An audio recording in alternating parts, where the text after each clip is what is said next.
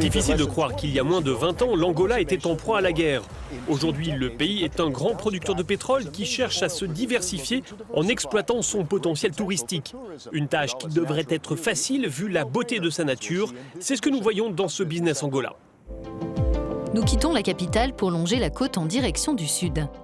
Première étape, Miradouro da Lua, le belvédère de la Lune en portugais.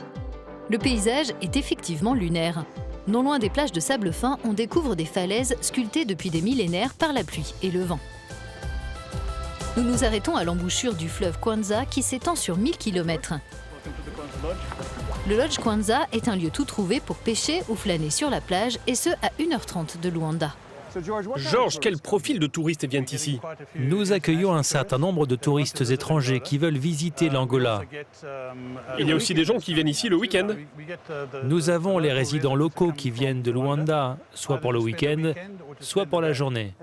Disons que je suis un investisseur ou un touriste. Quelles sont les opportunités pour moi en Angola et sur sa côte de 1600 km? D'un point de vue touristique, nous sommes comme un joyau caché. On ne connaît pas grand-chose de l'Angola en général.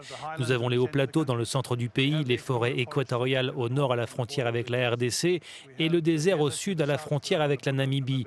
Donc il y a beaucoup de potentiel pour ceux qui veulent développer et investir en Angola. Il est temps pour nous d'entamer un safari au parc national Kisama. La guerre civile a décimé la vie sauvage ici, mais ce parc de plus de 10 000 km² a été repeuplé grâce à une opération appelée Arche de Noé, qui a consisté à transférer des animaux depuis le Botswana ou l'Afrique du Sud. Ici, on ne voit qu'une partie du parc national Kisama. Miguel, qu'est-ce qu'on peut faire ici? On peut voir des éléphants, des zèbres, des girafes, des élans, des gnous, des singes.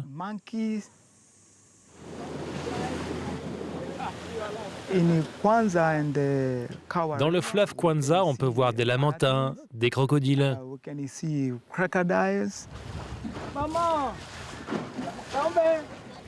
Et vous êtes né ici dans cette région. Qu'est-ce que ça vous fait d'être responsable de ce parc? Le fait d'être administrateur du parc, c'est un très très grand avantage. Je suis très content.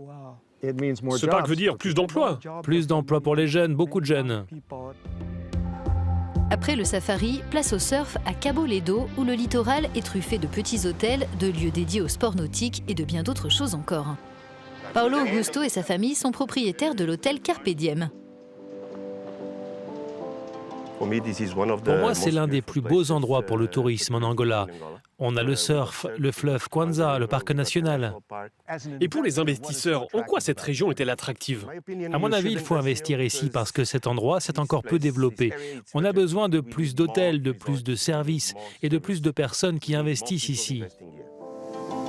Pour que les visiteurs profitent de la vue sur la plage, Paulo Augusto a installé de nouveaux hébergements écotouristiques, construits en matériaux recyclés et alimentés à l'énergie solaire.